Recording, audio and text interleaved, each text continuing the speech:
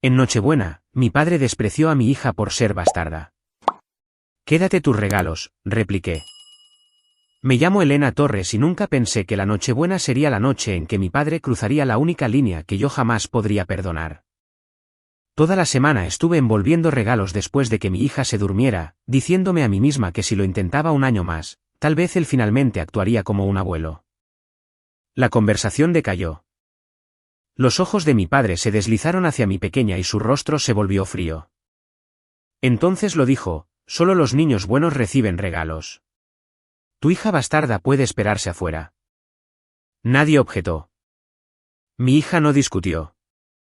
Simplemente se quedó muy quieta mientras las lágrimas resbalaban por su cara, limpiándolas tan rápido como salían. En ese momento, algo dentro de mí dejó de poner excusas.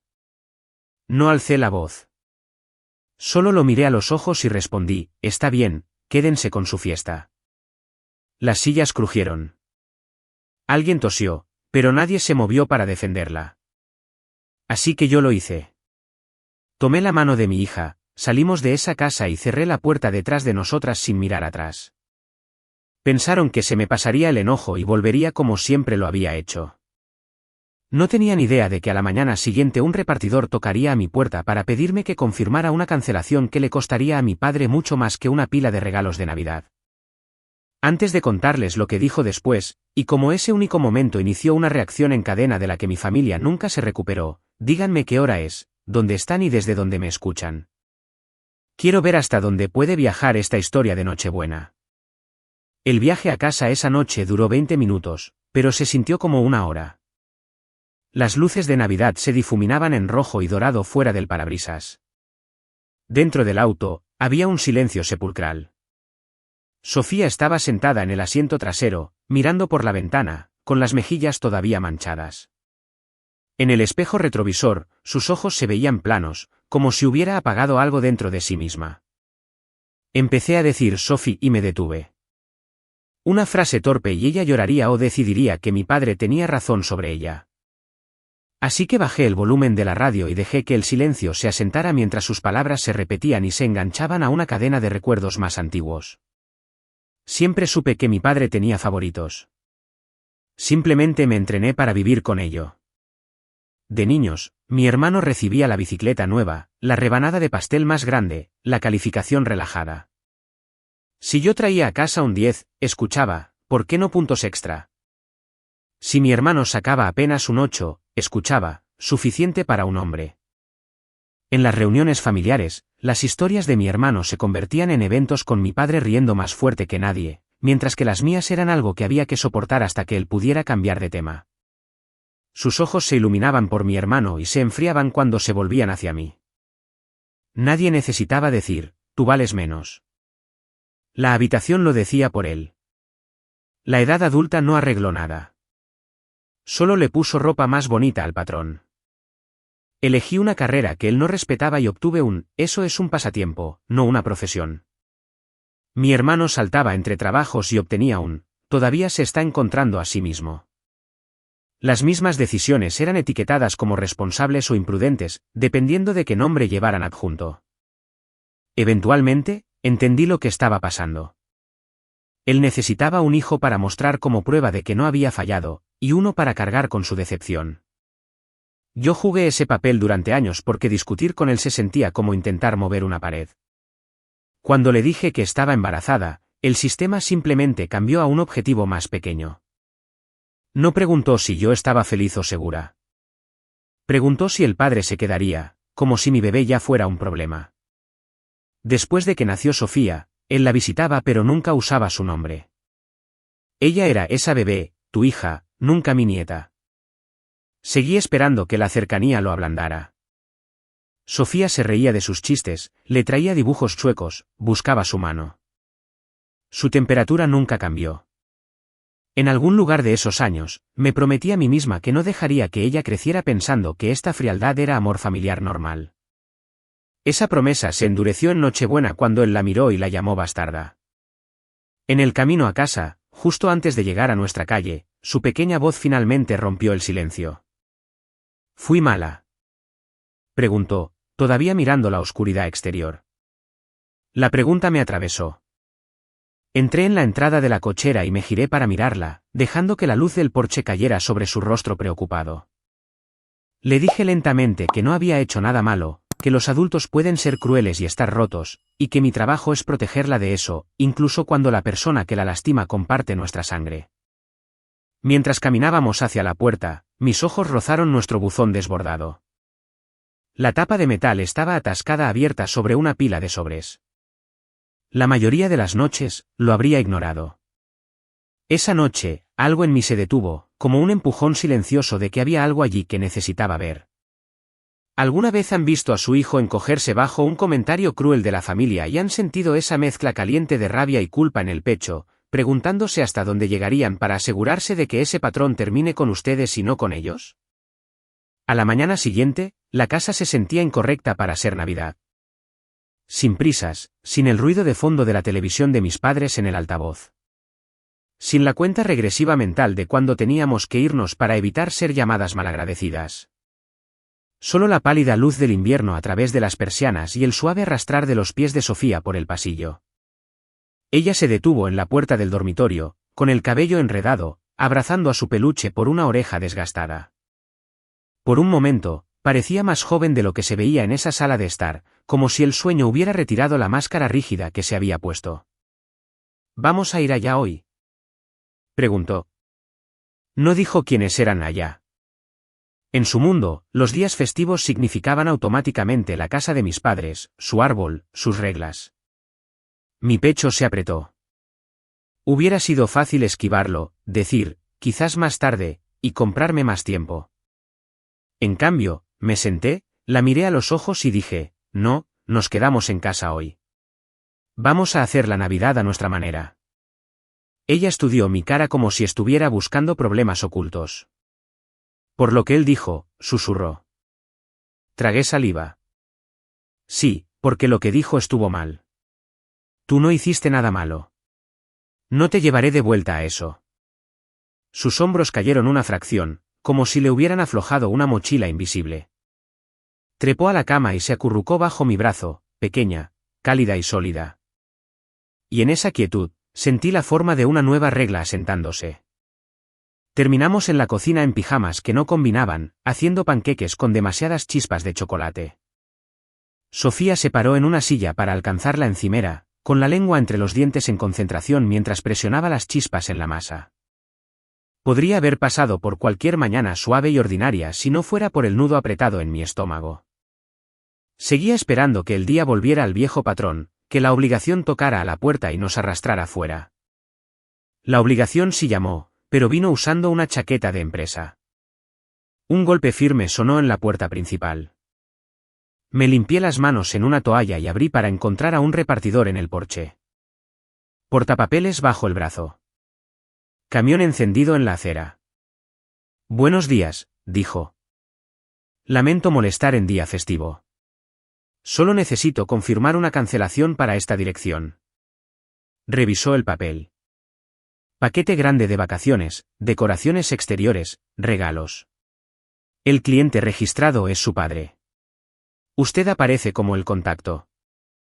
Mi mente regresó a la noche anterior, a la llamada tensa y temblorosa que había hecho desde la entrada después de que Sofía se durmiera, cancelando el alquiler y redirigiendo cualquier pregunta hacia mí. Se había sentido simbólico en ese momento, como desconectar un cable. Ahora, parada en la puerta, se sentía muy literal. El conductor giró el portapapeles y señaló una línea cerca del final. Si puede firmar aquí solo para confirmar que no entregaremos ni reprogramaremos. Por un latido, vi la cara de mi padre, escuché su voz, sentí la mano de Sofía temblando en la mía mientras dejábamos su casa. Mis dedos no temblaron ahora. Firmé. Sí, la cancelación se mantiene. El conductor asintió. Entendido. Devolveremos todo al almacén y cerraremos el pedido. Cuando cerré la puerta, la quietud dentro de la casa parecía diferente. Menos como vacío, más como un espacio que habíamos reclamado. En algún lugar al otro lado de la ciudad, un patio lleno de magia prestada permanecería a oscuras, y por primera vez no sería mi trabajo arreglarlo. El teléfono comenzó casi de inmediato. Un zumbido en la encimera, luego otro, luego una cadena tan constante que sonaba como una abeja atrapada. Mi padre, mi hermano, familia extendida cuyos números reconocí de los grupos de chat y listas navideñas. Las vistas previas de los mensajes se apilaban en la pantalla de bloqueo. Llama ahora. ¿Qué hiciste? Los niños están llorando. Luego el tono se afiló. Estás siendo dramática. No lo dijo así. No puedes arruinar la Navidad para todos porque tus sentimientos están heridos. Sofía miraba desde la mesa cada vez que el teléfono vibraba, luego fingía no mirar. ¿Son ellos? Preguntó finalmente, con los ojos fijos en su plato. Sí, dije. Podría haber mentido, pero las mentiras ya habían construido demasiado de este desastre. Están molestos porque dije que no. Ella se quedó callada unos segundos. Esa pregunta se alojó en mi garganta. Ser la hija de mi padre me había entrenado para escuchar el desacuerdo como desobediencia y la desobediencia como problemas. Forcé las palabras de todos modos. No, no estoy en problemas. Estoy poniendo una regla. Cuando alguien está acostumbrado a romper tus reglas, se pone muy ruidoso cuando finalmente mantienes una. Puse el teléfono boca abajo para que la pantalla dejara de parpadear en el rabillo de su ojo. Sofía asintió lentamente como si estuviera guardando la idea, luego volvió a trazar una carita feliz en una mancha de jarabe. El zumbido no paró. Mi hermano intentó razonar. ¿Sabes lo estresado que está papá? Este no es el momento de hacer todo más difícil. Que cancelaras sus planes lo hace quedar mal frente a todos. Enterrada bajo la manipulación había una frase que captó mi atención: ya tienes suficiente en su plato con el banco respirándole en la nuca. Sentí que aterrizaba pesada y fría, pero no tiré de ese hilo todavía. Simplemente dejé que la información se hundiera al fondo de mis pensamientos. Fuera de la ventana de la cocina, podía ver nuestro buzón. La puerta de metal atascada abierta sobre una cuña de sobres. Esquinas atrapando la luz. Mensajes allá afuera. Mensajes en mi teléfono. Todos exigiendo una respuesta.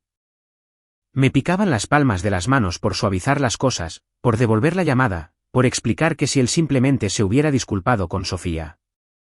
Si tan solo hubiera retirado esa única frase, no habría tocado su celebración. Ese era el viejo guión, aquel en el que me retorcía en nudos para que él no tuviera que doblarse en absoluto.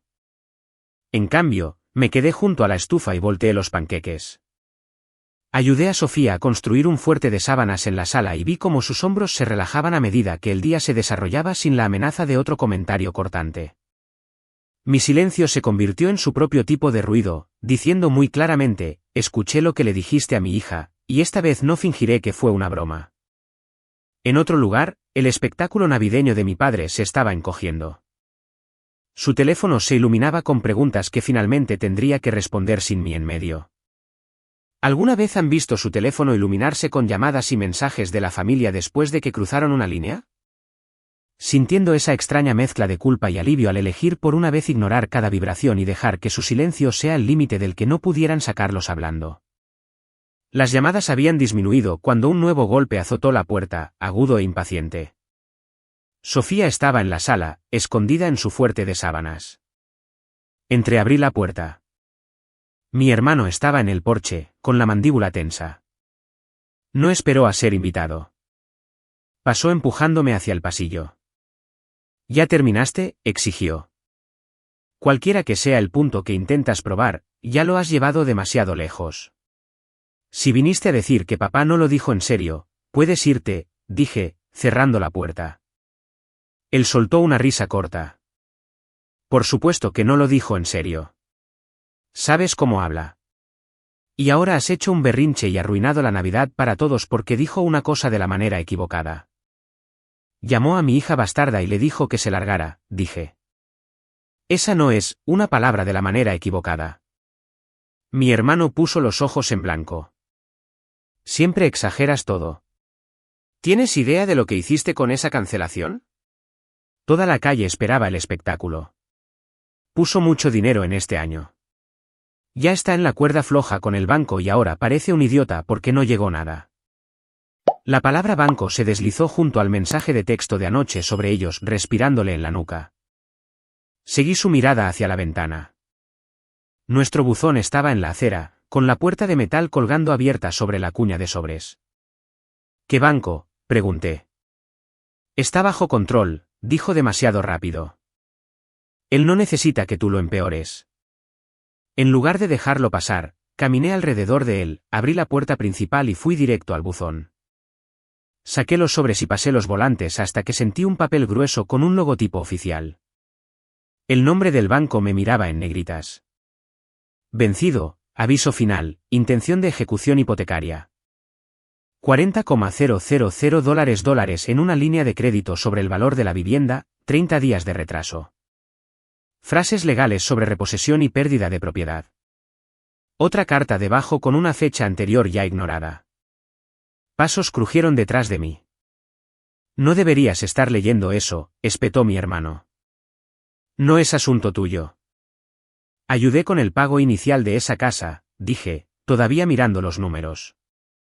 Si ha estado apostando con ella, creo que es en parte asunto mío. Él se pasó una mano por la cara. Se equivocó. Lo resolverá. Pero si sigues con esto, te va a culpar a ti por todo lo que pase. ¿Sabes cómo es? Esa era la vieja advertencia, dicha en voz alta. Mantén la paz o sé la villana. Lo había creído durante años. Parada allí con avisos de vencimiento en mi mano, finalmente vi el patrón. Yo había llevado su contabilidad emocional, suavizando sus estallidos y remendando las cosas con otras personas. Mientras tanto, él había estado firmando deudas que no podía pagar, asumiendo que alguien, probablemente yo, lo rescataría cuando llegara la factura. Por primera vez, separé lo que le pertenecía a él de lo que me pertenecía a mí. Sus decisiones, sus préstamos, su imagen. Mi hija, mi salud mental. Esas no estaban en la misma columna. Deslicé las cartas de nuevo en sus sobres. Si el banco está sobre su cuello, dije, es porque él los invitó allí cada vez que firmó uno de estos. Yo no puse esa pluma en su mano. No voy a sacarlo de esto esta vez. Mi hermano me miró fijamente. ¿Entonces, simplemente te vas a quedar ahí y ver cómo pierde todo?, preguntó. Pensé en la mano de Sofía en la mía mientras salíamos de la casa de mis padres, en su susurro preguntando si había sido mala. Voy a dejar de perderme a mí misma tratando de salvar a un hombre que ni siquiera admite que lastimó a una niña, dije. Hasta aquí llego. Desde adentro, la risa de Sofía flotó débilmente a través de la puerta abierta. ¿Alguna vez han abierto una pila de cartas vencidas y se han dado cuenta de que el desastre que colgaba sobre su familia fue construido enteramente por las decisiones de otra persona? Y luego tuvieron que decidir si correrían a ayudar una vez más o finalmente darían un paso atrás y dejarían que las consecuencias cayeran donde pertenecen. Su cumpleaños llegó más rápido de lo que esperaba. Habían pasado semanas desde la Nochebuena y mi padre todavía no se había disculpado. En cambio, mi madre llamó y dijo, solo vengan una hora. La gente hablará si no estás aquí. Casi dije que no. Entonces Sofía me mostró un dibujo tembloroso de globos y un pastel chueco que había hecho para él. ¿Le gustará?, preguntó. Contra mi mejor juicio, dije que sí. Y establecí las reglas en voz alta. Conducimos por separado. No nos quedamos mucho tiempo. Y la primera vez que te falte al respeto, nos vamos. Desde la acera, la casa parecía normal. Adentro, la tensión era obvia. Menos decoraciones, un pastel barato de supermercado, voces en tonos demasiado brillantes. Mi padre estaba sentado en su silla habitual, bebida en mano, contando a quien quisiera escuchar lo duro que había trabajado para darles estabilidad a sus hijos. Sus ojos pasaron de largo a Sofía como si fuera un mueble. Cuando llegó el momento de los regalos, el viejo patrón fue casi cómico. Los hijos de mi hermano abrieron una torre de regalos bien envueltos etiquetados de parte del abuelo. Mi hermano recibió un sobre con dinero en efectivo. A Sofía le entregaron una pequeña caja abollada sin nombre. Adentro había un libro para colorear endeble que parecía haber sido agarrado en el último minuto. Ella aún así sonrió y dijo, gracias. Estaba pasando las páginas en silencio cuando mi padre se inclinó hacia mi hermano y dijo en una voz destinada a ser escuchada: los niños sin una familia adecuada a su alrededor siempre se portan mal. Solo espera. Esa será más problema de lo que vale. No tuvo que señalar. Cada persona en la mesa sabía exactamente a quién se refería. Sofía también. Su mano se congeló. Su cara se puso en blanco de esa manera que tienen los niños cuando intentan no mostrar que están heridos. Me puse de pie. La silla raspó el suelo. Nos vamos, dije. Mi padre frunció el ceño. Estás exagerando. Solo estaba hablando. Lo miré a los ojos. Estabas hablando de mi hija. Terminé de fingir que es inofensivo. Sofía se deslizó de su silla, apretando el libro para colorear contra su pecho. Tomé su mano y nos marché. Sin gritos, sin escena dramática, solo una línea final clara. Esa noche, después de que Sofía se durmió, mi teléfono se iluminó. Esta vez, mi padre no se molestó con sermones. Necesitaba ayuda para cerrar una brecha con el banco. Solo un pequeño préstamo, solo mi firma. Si das la cara por mí ahora, puedo quedarme con la casa. Sabes que siempre hago que funcione, escribió, como si los $40,000 vencidos fueran un contratiempo menor. Puse el teléfono boca abajo y lo dejé ahí. A la mañana siguiente, el banco envió su propio mensaje. Un sobregrueso esperaba en mi buzón. Adentro había un segundo aviso. Otra línea de crédito de la que nunca había oído hablar. $75,000 esta vez, también en mora.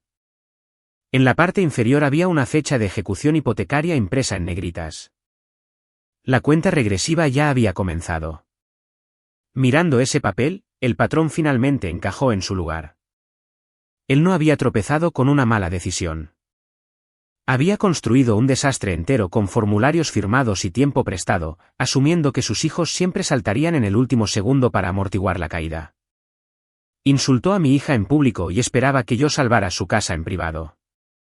Me paré sobre el bote de basura y me imaginé a Sofía dentro de unos años, con el teléfono vibrando en su cocina porque alguien había aprendido que siempre podían cobrar su culpa.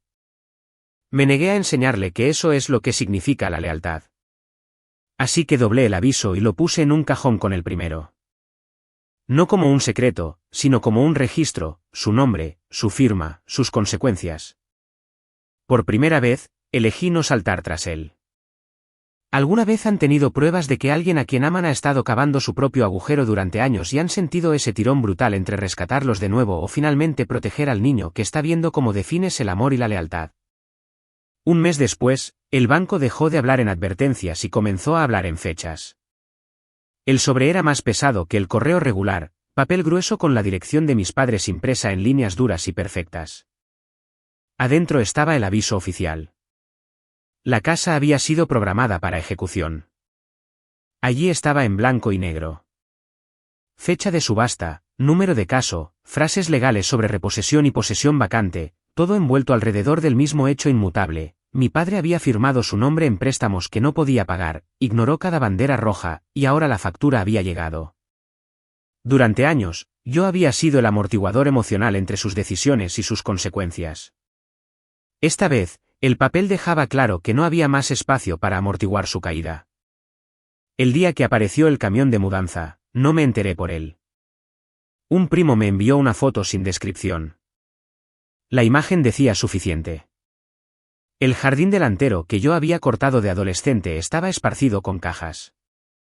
El porche donde habíamos posado para fotos rígidas de días festivos estaba enterrado detrás de lámparas, un viejo sillón reclinable, bolsas de basura que se hundían como si estuvieran llenas de algo más que ropa. La casa parecía más pequeña de alguna manera, despojada de la ilusión de permanencia. En el centro del encuadre, mi padre estaba parado en el camino de entrada, una mano en la cadera, la otra gesticulando bruscamente mientras hablaba por su teléfono. Hice zoom hasta que los píxeles se desenfocaron. Su cara estaba roja, la boca apretada, los ojos furiosos. Supe sin escuchar una palabra que la historia que estaba contando no incluía frases como mi culpa o mis decisiones. Mi teléfono comenzó a llenarse de mensajes de nuevo. Esta vez, no se molestaron en fingir preocupación por mis sentimientos. ¿Estás feliz ahora?, escribió un pariente. Está perdiendo la casa. Otro dijo, si hubieras ayudado con el banco, esto nunca habría pasado. Mi hermano fue más lejos. Tú cancelando ese pedido de Navidad lo humilló, escribió. Tú yéndote hiciste que perdiera el control. ¿Sabes cómo se pone cuando se siente irrespetado? Para ellos, mi negativa a ser la red de seguridad fue un ataque. Los 40,000, luego 75,000 en deudas impagas eran ruido de fondo. La ofensa principal a sus ojos era que yo había dejado de ofrecerme como voluntaria para limpiar su desorden. Escribí varias respuestas y borré cada una antes de enviar. No había versión de él se hizo esto a sí mismo que estuvieran listos para escuchar. Necesitaban un villano que estuviera lo suficientemente cerca para culpar y lo suficientemente lejos del papeleo para seguir siendo útil. Me negué a audicionar para ese papel de nuevo. Así que dejé el teléfono y me senté con Sofía, ayudándola con la tarea mientras el chat grupal estallaba y se apagaba sin mí. Más tarde, cuando ella estaba en la cama, abrí el cajón donde había guardado los avisos y coloqué la nueva carta con las otras, no como trofeos, no como armas, sino como un registro privado de la realidad en caso de que alguien intentara reescribirla de memoria. Mi madre eventualmente pidió verme a solas en una cafetería. Se veía más vieja que la última vez que la había visto, con los hombros encorvados bajo un peso que nunca admitiría que era en parte de su propia creación. Revolvió su bebida sin probarla, y habló en círculos sobre lo difícil que había sido la mudanza, lo pequeño que era el nuevo apartamento, como tu padre no está acostumbrado a estar rodeado de ese tipo de vecinos. Dijo que él no estaba durmiendo, que su presión arterial estaba alta, que todavía insistía en que el banco lo había engañado. Siente que lo abandonaste, agregó suavemente, observando mi cara en busca de una grieta. Pensé en todos los años que había pasado doblándome en la forma que él necesitaba. Callada, complaciente, siempre lista para absorber el golpe para que no le diera a él. Yo no firmé esos préstamos, dije. Yo no llamé a mi nieta bastarda frente a una habitación llena de gente. Él hizo ambas cosas. No lo estoy castigando. Simplemente no lo estoy rescatando. Es tu padre, susurró ella, como si esa palabra sola debiera anular todo. Y yo soy la madre de Sofía, respondí. No le voy a enseñar que el amor significa dejar que alguien te lastime y luego pagar sus cuentas después. Si alguna vez quiere sentarse en una habitación con ella de nuevo, puede empezar por disculparse con ella como si lo dijera en serio. Hasta entonces, la mantendré donde esté segura. Mi madre miró hacia otro lado, no lista para imaginar una versión de él que asumiera la responsabilidad. Cambió de tema. Eso me dijo todo lo que necesitaba saber sobre lo poco que probablemente cambiaría. Para cuando llegó la primavera, la vieja casa pertenecía a alguien más. Pasé por ahí una vez a propósito, Sofía leyendo en el asiento trasero, inconsciente. Pintura fresca cubría la puerta principal. El césped estaba más ordenado de lo que recordaba. Un triciclo de plástico yacía de lado cerca del porche. Otro niño, otra familia comenzando su propia historia donde la mía finalmente había terminado. Por un segundo, el duelo me atravesó.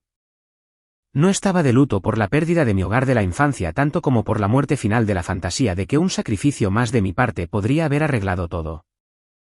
En nuestro lugar, la vida se volvió más tranquila de maneras que importaban. No había visitas sorpresa de mi padre, ni demandas repentinas de transporte, dinero o trabajo emocional. Las fiestas que siguieron fueron más pequeñas, sí, pero también fueron más suaves. Sofía colgó nuestras decoraciones un poco chuecas e inventamos nuestras propias tradiciones. Panqueques en pijama, tarjetas hechas a mano, maratones de películas en el sofá sin nadie haciendo bromas crueles a su costa. La ausencia que solía aterrorizarme se convirtió en espacio que podíamos llenar con algo más saludable. Mi mundo no colapsó cuando dejé de sostener el suyo. Se estabilizó. Viendo todo desarrollarse, me di cuenta de que mi padre finalmente había pagado un precio que le dolía más que cualquier sermón. No solo la casa, sino la audiencia que había dado por sentada. El eco con el que se quedó fue su propia voz. Sentí pena por el hombre que podría haber sido, pero no confundí esa pena con el deber de reconstruir su vida a costa de la paz de mi hija. ¿Alguna vez han visto la vida de alguien desmoronarse debido a decisiones que se negaron a asumir y han sentido esa mezcla inquietante de lástima y satisfacción al mantenerse firmes y darse cuenta de que su caída era dolorosa, pero también lo único que podría obligarlos a mirarse en un espejo? La primera temporada navideña después de la ejecución hipotecaria se veía igual desde afuera. Luces, villancicos, tiendas abarrotadas. Pero dentro de nuestro pequeño lugar, todo era diferente. Un año antes, esas imágenes familiares perfectas se habrían sentido como presión. Ahora eran solo ruido. En Nochebuena, Sofía y yo nos quedamos en casa. Horneamos una bandeja de galletas deformes, vimos su película favorita y abrimos los pocos regalos para los que había logrado ahorrar. A mitad de abrir los regalos, preguntó, ¿vamos a verlos este año? Sabía exactamente quiénes eran ellos. No este año, dije. Tal vez algún día, si alguna vez se siente verdaderamente seguro, pero no ahora. Ella buscó en mi cara, luego asintió y volvió a organizar sus nuevos marcadores. La pregunta que una vez me partía por la mitad se había convertido en una decisión que se me permitía tomar. Más tarde, después de que se durmió, me senté en el resplandor de nuestro pequeño árbol, teléfono en mano. Por un momento, pensé en desplazarme por fotos viejas de la casa de mi padre. Habitaciones abarrotadas, sonrisas rígidas, pero la sola idea hizo que se me apretara el pecho. Antes de que pudiera decidir, la pantalla se iluminó con una nueva notificación de un número desconocido. La vista previa decía, «Soy tu padre». Casi lo ignoré. La curiosidad ganó. Su mensaje era largo. Se quejaba del apartamento estrecho, las paredes delgadas, los vecinos ruidosos, lo extraño que era no tener la casa llena para las fiestas. Luego cambió de la forma en que siempre lo hacía. Dijo que había sido duro conmigo, pero que yo había salido bien, que debería estar agradecida de que me hubiera presionado. Sobre Sofía. Escribió que no quiso decir nada con su comentario, que la gente es demasiado sensible en estos días y que si yo pudiera superarlo, tal vez tú y la niña podrían venir algún día. Era lo más cercano a una disculpa que jamás había enviado. Y aún así nunca usó las palabras, me equivoqué. Mi dolor fue etiquetado como hipersensibilidad. Sofía era la niña, no su nieta. Incluso perder la casa y a la mayor parte de su audiencia no lo había movido a nombrar lo que había hecho. Por primera vez, no sentí ganas de discutir, defender o explicar. El hombre en ese mensaje de texto era el mismo hombre que había llamado bastarda a mi hija y la vio llorar. La ejecución hipotecaria había cambiado su dirección, no su carácter. Esta no era una invitación a sanar. Era una invitación a fingir que nada necesitaba sanación. Dejé el teléfono y caminé a la habitación de Sofía. Estaba dormida, abrazando el mismo peluche que había sostenido esa noche en la sala de mis padres. Me senté en el borde de su cama y escuché su respiración constante. En esa quietud, mi trabajo se enfocó. No era responsable de rescatar a un hombre adulto de las consecuencias que había elegido durante años. Era responsable de mantener a esta niña fuera de habitaciones donde su valor fuera negociable. De vuelta en el sofá, tomé el teléfono y escribí una sola frase: cuando estés listo para disculparte directamente con Sofía y decirlo en serio, puedes contactarnos de nuevo. Luego presioné enviar y bloqueé el número. No esperé una respuesta que sabía que no llegaría. Tal vez pase sus fiestas ahora diciéndole a quien quiera escuchar que su hija malagradecida arruinó su vida. Tal vez algún día mire alrededor de ese pequeño apartamento y se dé cuenta de que el silencio no es mi castigo, sino su propia creación. De cualquier manera, he dejado de intentar reescribir su historia a costa de la mía. Cuando la gente pregunta sobre mi familia ahora, empiezo con Sofía. Su risa, sus dibujos, la forma en que entra en las habitaciones sin encogerse para encajar en el temperamento de otra persona. Nuestra historia ya no se trata de la casa que mi padre perdió. Se trata del hogar que estamos construyendo, un límite a la vez. Alguna vez se han alejado de la familia no porque dejaran de importarles, sino porque finalmente se dieron cuenta de que preocuparse por ellos más de lo que ellos se preocupaban por su seguridad los estaba destruyendo lentamente.